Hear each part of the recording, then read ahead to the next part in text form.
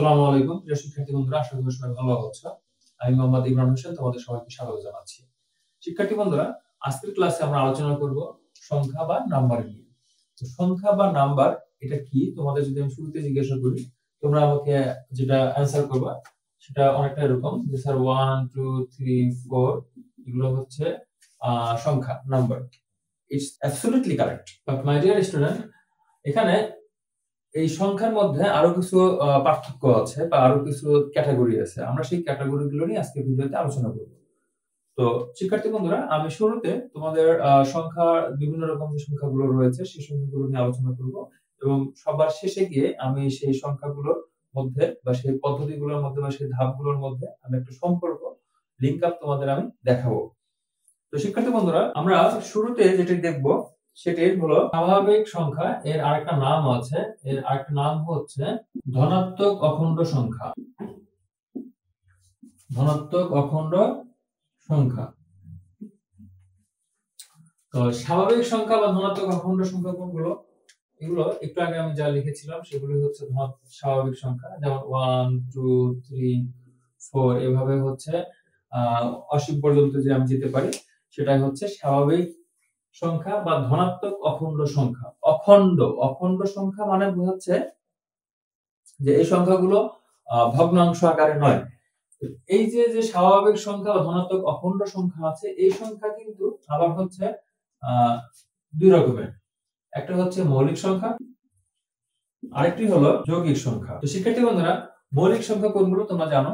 যে সংখ্যাকে ওই সংখ্যা এবং 1 দিয়ে ভাগ করা যায় সেই সংখ্যাগুলোকে আমরা বলি হচ্ছে মৌলিক সংখ্যা, তাই না? যেমন 2 3 5 7 এভাবে হচ্ছে যেগুলো আছে সেগুলোকে আমরা বলছি মৌলিক সংখ্যা। আর যৌগিক সংখ্যা কোনগুলো? যৌগিক সংখ্যা হচ্ছে আমাদের 4 6 তারপর 8 9 এরকম যে সংখ্যাগুলো আছে সেই সংখ্যাগুলো হচ্ছে যৌগিক সংখ্যা। তো শিক্ষার্থী বন্ধুরা, এখানে খেয়াল করো, এখানে কিন্তু আমাদের দুইটা সংখ্যা বাদ দিয়েছে। একটি হচ্ছে 0 আর একটা হচ্ছে 1, এই দুটো কিন্তু বাদ দিয়েছে।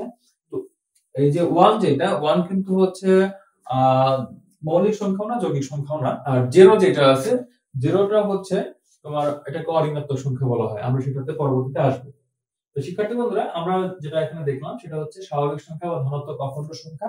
এটা হচ্ছে দুই রকমের, একটা হচ্ছে মৌলিক সংখ্যা আর একটা হলো যৌগিক সংখ্যা। তো শিক্ষার্থী বন্ধুরা, এখানে আমরা এই যে অখণ্ড যেটি ছিল, অখণ্ড, এখানে আমরা এই শব্দটা রেখে দেই। এখানে আমরা হচ্ছে 2 নম্বরে যেটি দেখব সেটি হচ্ছে পূর্ণ সংখ্যা বা ইন্টিজার। অখণ্ড, পূর্ণ সংখ্যা মোটামুটি একই কথা। তো পূর্ণ সংখ্যাটা কি? পূর্ণ সংখ্যা হচ্ছে যে সংখ্যা ভগ্নাংশ আকারে নয় সেগুলোকে আমরা বলছি পূর্ণ সংখ্যা। যেমন আমরা একটু আগে যেটা লিখেছিলাম যে ধরো 5 7 এগুলো কিন্তু পূর্ণ সংখ্যা। এখন প্রশ্ন হচ্ছে যে তাহলে আমাদের ওখানে যেটা ছিল মৌলিক সংখ্যা বা অখণ্ড সংখ্যার মধ্যে ডিফারেন্সটা কোথায়? ওখানে ছিল একটা শব্দ ধনাত্মক। তো পূর্ণ সংখ্যার মধ্যে খেয়াল করে শিক্ষার্থী বন্ধুরা, আমাদের যেটা হচ্ছে মাইনাস, যদি আমি 8 লিখি, মাইনাস হচ্ছে ধরো 112 লিখি, এটা কিন্তু হচ্ছে আমাদের পূর্ণ সংখ্যার মধ্যেই যাবে, কারণ এটা কিন্তু কোনো ভগ্নাংশ আকারে নয়। আশা করি তোমরা হচ্ছে ধনাত্মক অখণ্ড সংখ্যা আর পূর্ণ সংখ্যার মধ্যে ডিফারেন্সটা বুঝতে পেরেছো। তো শিক্ষার্থী বন্ধুরা, পূর্ণ সংখ্যা পরে আসবে হচ্ছে ভগ্নাংশ সংখ্যা, ভগ্নাংশ বা ফ্র্যাকশন। তো ফ্র্যাকশন কি জিনিস বা ভগ্নাংশ কি জিনিস? ভগ্নাংশ হচ্ছে যে সংখ্যাগুলো পূর্ণ নয় সেই সংখ্যাগুলোই ভগ্নাংশ। খেয়াল করো শিক্ষার্থী বন্ধুরা, আমরা যদি অর্ধেক প্রকাশ করতে চাই তাহলে কি লিখি? 1/2 লিখি, তাই না? তার মানে ভগ্নাংশে সাধারণত একটা লব এবং একটা হর থাকে। এটা হচ্ছে আমাদের ভগ্নাংশের মূল থিম। তো এটাকে এভাবে বলা যেতে পারে যে p/q আকারের সংখ্যাকে ভগ্নাংশ বলা হয়, যেখানে q নট ইকুয়াল হচ্ছে 0। ঠিক আছে, এটাকে আমরা ভগ্নাংশ বলছি। মানে ভগ্নাংশের একদম সহজ যদি ফর্মুলা বলি বা নিয়ম যদি বলি তাহলে এটাই আসে। এটা হচ্ছে, আমি আরেকটা জিনিস দেখাবো, ওটা আরেকটা জায়গায় মিলবে।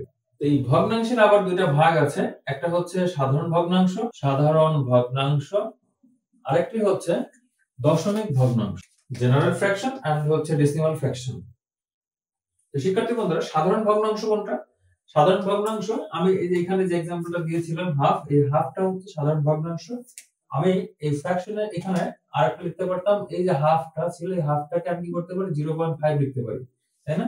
এই যে 0.5 আমি লিখলাম, এই 0.5টা হচ্ছে দশমিক ভগ্নাংশ। দশমিক ভগ্নাংশে একটা দশমিক থাকে, ঠিক আছে? তো এটা হচ্ছে বেসিক ডিফারেন্স। সাধারণ ভগ্নাংশে লব এবং হর থাকে, ঠিক আছে? একটা লব থাকে এবং হচ্ছে হর থাকে। আর দশমিক ভগ্নাংশে একটা কি থাকে? একটা দশমিক থাকে। খুব সিম্পল একদম বিষয়গুলো। এখন এই যে সাধারণ ভগ্নাংশ আছে, এই সাধারণ ভগ্নাংশকে আবার তিনটা ভাগে ভাগ করা যায়। একটা হচ্ছে প্রকৃত ভগ্নাংশ, একটা হচ্ছে অপ্রকৃত ভগ্নাংশ, আর একটা হচ্ছে মিশ্র ভগ্নাংশ। তো শিক্ষার্থী বন্ধুরা, মিশ্র ভগ্নাংশটা মূলত অপ্রকৃত ভগ্নাংশ। প্রকৃত ভগ্নাংশ কি? প্রকৃত ভগ্নাংশের লবটা হচ্ছে ছোট থাকে। যেমন এখানে আমি যে एग्जांपलটা লিখেছিলাম সেটা হচ্ছে একটা প্রকৃত ভগ্নাংশ। খেয়াল করো শিক্ষার্থী বন্ধুরা, আমি লিখলাম 3/4। এটা হচ্ছে একটা প্রকৃত ভগ্নাংশ। তাহলে মোটা দাগে আমি বলতে পারি যে এই ভগ্নাংশে কি থাকে? এই ভগ্নাংশের লব হচ্ছে ছোট থাকে। কার চাইতে ছোট থাকে? হরের চাইতে ছোট থাকে, ঠিক আছে? হরের চাইতে লব ছোট থাকে বিধায় এটাকে প্রকৃত ভগ্নাংশ বলা হচ্ছে। আর অপ্রকৃত ভগ্নাংশে লব বড় থাকে। যেমন এখানে যেটা লিখেছিলাম সেটা যদি আমি উল্টিয়ে দেই 4/3, এটা হচ্ছে একটা অপ্রকৃত ভগ্নাংশ। তাহলে এখানে কি থাকে? লব বড় থাকে। কার থেকে বড় থাকে? হরের থেকে লব বড় থাকে। সেটাকে আমরা বলতেছি অপ্রকৃত ভগ্নাংশ। এখন শিক্ষার্থী বন্ধুরা, এরপর আসছে মিশ্র ভগ্নাংশ। মিশ্র ভগ্নাংশ কিছুই না, মিশ্র ভগ্নাংশ মূলত হচ্ছে অপ্রকৃত ভগ্নাংশ। যেমন এইখানে আমার যেটা লিখেছিলাম 4/3, এই 4/3 কে যদি হচ্ছে আমি ভাগ করি, 4/3 কে যদি আমি ভাগ করি, তাহলে আমার 4 এর মধ্যে 3 যাচ্ছে একবার, আমার হচ্ছে ভাগশেষ থাকতেছে 1। তাহলে এটাকে আমরা প্রকাশ করি হচ্ছে কিভাবে? 1 1 পূর্ণ 1/3। তো এই যে হচ্ছে 1 পূর্ণ 1/3, এটাই হলো আমাদের মিশ্র ভগ্নাংশ। মিশ্র ভগ্নাংশে কি থাকে? মিশ্র ভগ্নাংশে একটা পূর্ণ সংখ্যা থাকে, সাথে ভগ্নাংশ থাকবে। আমি চাইলে আমরা এখানে আরো অনেক রকমের एग्जांपल দিতে পারি। যেমন আমরা যদি এখানে আড়াই বলি, আড়াই মানে কত? 2 পূর্ণ আর হাফ, এটা হচ্ছে কি আড়াই। তাহলে এটা হচ্ছে একটা মিশ্র ভগ্নাংশ। তো আশা করি শিক্ষার্থী বন্ধুরা তোমরা সাধারণ ভগ্নাংশের যে পার্ট গুলো আছে, প্রকৃত ভগ্নাংশ, অপ্রকৃত ভগ্নাংশ এবং মিশ্র ভগ্নাংশ কি সেটা তোমরা বুঝতে পেরেছো। শিক্ষার্থী বন্ধুরা, এখন আমরা যাব হচ্ছে পাশের দশমিক ভগ্নাংশে। এই দশমিক ভগ্নাংশ হচ্ছে মাত্র দুই প্রকার। কি কি সেটা? একটা হচ্ছে সসীম দশমিক ভগ্নাংশ, আর একটা হচ্ছে অসীম দশমিক ভগ্নাংশ। তো সসীম দশমিক ভগ্নাংশ আর অসীম দশমিক ভগ্নাংশটা কি শিক্ষার্থী বন্ধুরা? আমরা খুব সিম্পলি দেখাবো। সসীমটা হচ্ছে মনে করো 2.50, ঠিক আছে? কি হয়ে গেছে? এটা এখানে গিয়ে শেষ হয়ে গেছে। আর 50 না দেই, না একটা অন্য সংখ্যা দেই, মনে করো 2.55। এটা কি হয়ে গেছে? যে দশমিকের পরে দুই ঘর গিয়ে এটা শেষ হয়ে গেছে। এটা হচ্ছে সসীম দশমিক ভগ্নাংশ। আর কিছু কিছু ভগ্নাংশ আছে যেগুলো মনে করো চলতেই থাকে, মনে করো 2.55555 এভাবে চলতেইছে। এগুলোকে বলা হয় অসীম দশমিক ভগ্নাংশ। যেটা দশমিকের পরে শেষ হয়ে যায় কয়েক ঘর গিয়ে, ঠিক আছে? সেটা এক ঘর হতে পারে, দুই ঘর হতে পারে, পাঁচ ঘর হতে পারে, গিয়ে শেষ হয়ে যায়, সেটাকে আমরা বলি সসীম। আর অসীম যেটা দশমিকের পরে গিয়ে শেষ হয় না। ক্যালকুলেটরে দেখবে অনেক সময় তোমরা যদি চাপ দাও 1/3 দাও, দেখবে 0.333333 আসতেছে, এটা কখনো শেষ হবে না। তো ওই ধরনের দশমিক ভগ্নাংশগুলোকে বলছি আমরা অসীম দশমিক ভগ্নাংশ। আশা করি শিক্ষার্থী বন্ধুরা তোমরা দশমিক ভগ্নাংশের যে দুইটা পার্ট, সসীম এবং অসীম, তোমরা এটা বুঝতে পেরেছো। শিক্ষার্থী বন্ধুরা, এবার আমরা যেটা দেখব সেটা হচ্ছে খুব কমন, তোমাদের নাম হয়তো অনেকে শুনেছো। 4 নাম্বার আমরা দেখব হচ্ছে মূলদ সংখ্যা এবং হচ্ছে অমূলদ সংখ্যা। আমরা একসাথে দেখব দুটা সহজ জিনিস। মূলদ সংখ্যা আর অমূলদ সংখ্যা কি? খুব মানে মোটা দাগে যদি বলি, যে সংখ্যাকে ভগ্নাংশ আকারে প্রকাশ করা যায়, ঠিক আছে? ভগ্নাংশ আকারে প্রকাশ করা যায়, দ্যাট মিন্স p/q আকারে প্রকাশ করা যাবে, যেখানে q নট ইকুয়াল টু 0, অর্থাৎ হর 0 হইতে পারবে না। এই ধরনের যে ভগ্নাংশগুলো আছে বা যে সংখ্যাগুলো আছে, সেই সংখ্যাগুলোকে বলছি আমরা মূলদ সংখ্যা। আর অমূলদ সংখ্যা যেটা হচ্ছে ভগ্নাংশ আকারে প্রকাশ করা যাবে না, ঠিক আছে? মোটা দাগে ভগ্নাংশ আকারে প্রকাশ করা যায় না, অর্থাৎ p বাই q আকারে প্রকাশ করা যায় না, বইতে এভাবে তোমাদের দেওয়া আছে। এখন স্যার एग्जांपल কি, एग्जांपलটা খেয়াল করে শিক্ষার্থী বন্ধুরা, আমরা যদি এখানে 0.25 যেটা আছে, আমি একটা প্রথম দশমিক ভগ্নাংশ নিলাম, এই দশমিক ভগ্নাংশকে আমরা চাইলে কিন্তু তোমরা চাইলে 1/4 আকারে লিখতে পারো। মনে করো তোমার এখানে হচ্ছে একটা সংখ্যা আছে ধরো 6 কে তুমি চাইলে কিন্তু 12/2 আকারে প্রকাশ করতে পারছো। তাহলে এই ধরনের যে সংখ্যাগুলো আছে সেগুলোকে বলা হচ্ছে মূলদ সংখ্যা। আর অমূলদ সংখ্যা কোনগুলো তোমরা প্রমাণ করবা, √2 একটি অমূলদ সংখ্যা, √3 একটি অমূলদ সংখ্যা। এই ধরনের যে সংখ্যাগুলো আছে সেই সংখ্যাগুলোকে বলা হয় অমূলদ সংখ্যা। এখানে একটা বিষয় মানে যদি সিম্পল ভাবে আরেকটা एग्जांपल দেওয়া যায়, সেটা হচ্ছে অসীম দশমিক যে ভগ্নাংশগুলো আছে না, অসীম দশমিক ভগ্নাংশ, এগুলো সবই কিন্তু হচ্ছে অমূলদ সংখ্যা। তো শিক্ষার্থী বন্ধুরা, আশা করি তোমরা মূলদ সংখ্যা অমূলদ সংখ্যা সম্পর্কে একটা ধারণা পেয়েছো। আমি এটার গভীরে আর যাচ্ছি না। তো শিক্ষার্থী বন্ধুরা, এখানে আমরা ফাইনালি আর একটা বিষয় দেখব, সেটা হচ্ছে এতক্ষণ যাবত আমরা যা দেখলাম, শুরুতে আমরা যেটা দেখেছিলাম ধনাত্মক সংখ্যা, ঋণাত্মক সংখ্যা, আরেকটা সংখ্যা আছে শিক্ষার্থী বন্ধুরা, সেটা হচ্ছে অঋণাত্মক সংখ্যা। ঠিক আছে, তাহলে এটা হচ্ছে মানে লাস্টে যেটা লিখেছি এটা একটু অন্যরকম মনে হতে পারে তোমাদের, বাকি এগুলো আশা করি তোমরা বুঝতে পেরেছো। ধনাত্মক সংখ্যা মানে পজিটিভ, অর্থাৎ খুব সহজভাবে বললে 1 2 3, ঠিক আছে, এই যে সংখ্যাগুলো আছে মানে 1 থেকে শুরু করে ডান দিকে যে সংখ্যাগুলো আছে সেই সংখ্যাগুলোকে বলা হচ্ছে ধনাত্মক সংখ্যা। ধনাত্মক সংখ্যা কিন্তু দশমিকও হতে পারে, যেমন মনে করো তোমার হচ্ছে 4.1, এটা কি একটা ধনাত্মক সংখ্যা।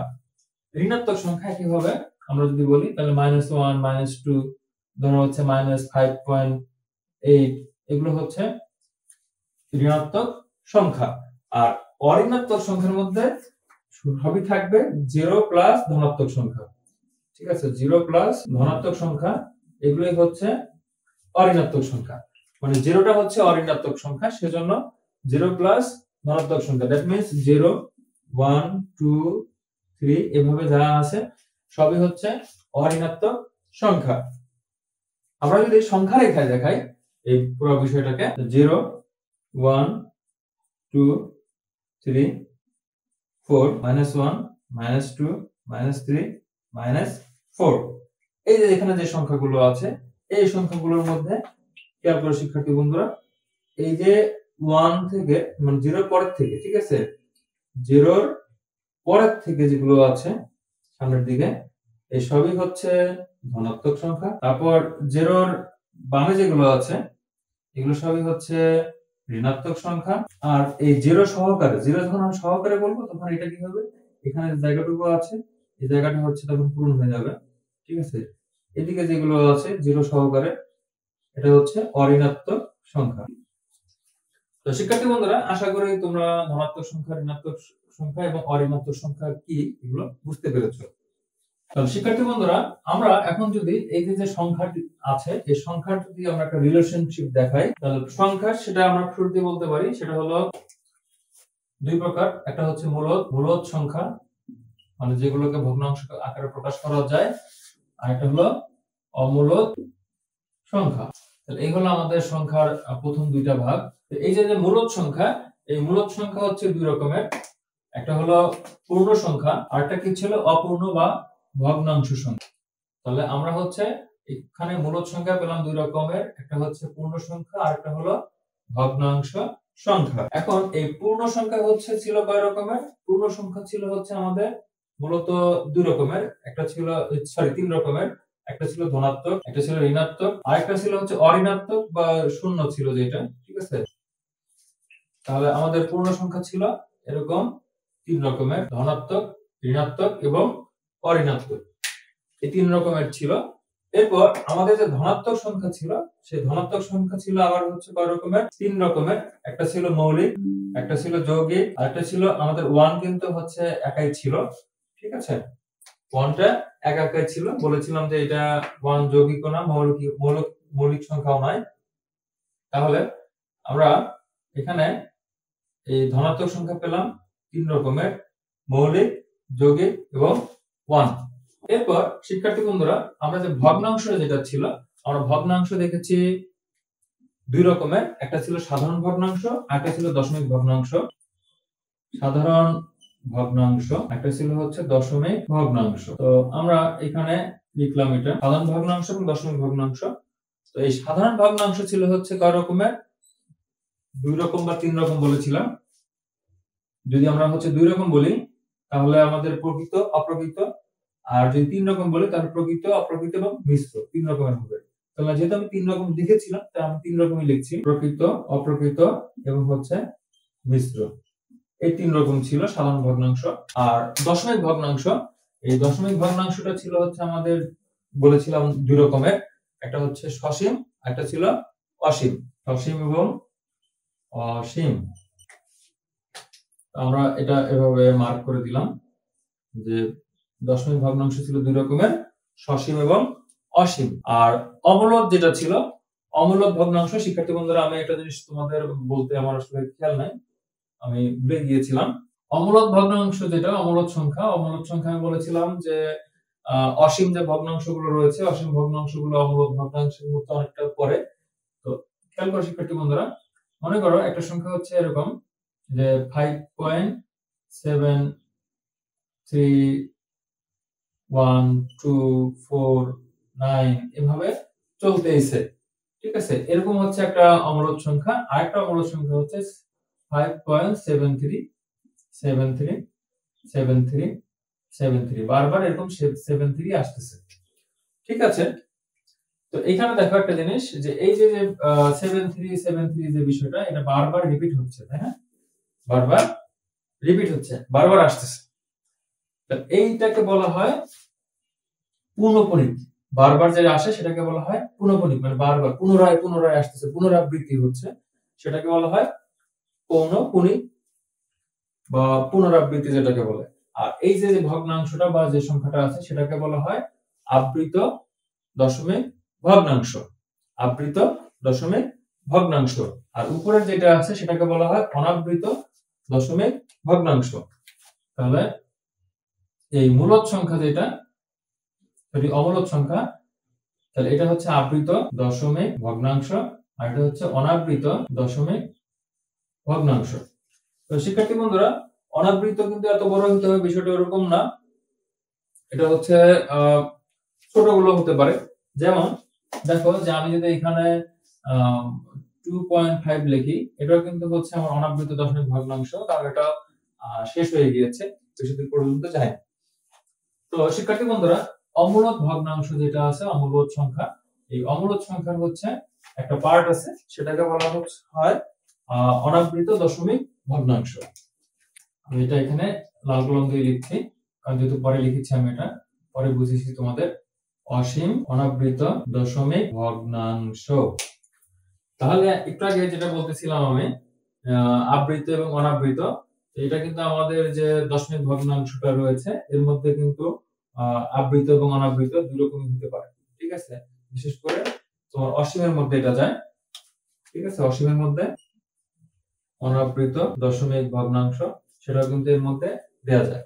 তো শিক্ষার্থী বন্ধুরা, আমরা পর্যন্ত যাচ্ছি না। আশা করি আমি তোমাদের আজকে ক্লাসে সংখ্যা নিয়ে যা বোঝালাম সবগুলোর মধ্যে যে রিলেশনশিপটা, সেই রিলেশনশিপটা তোমরা মোটামুটি আয়ত্তে নিতে পেরেছো। তো তারপর তোমাদের যদি বুঝতে কোথাও কোনো প্রবলেম হয়ে থাকে, যদি বুঝতে কোথাও কোনো কোশ্চেন থাকে, অবশ্যই আমাকে কমেন্ট সেকশনে জানাও।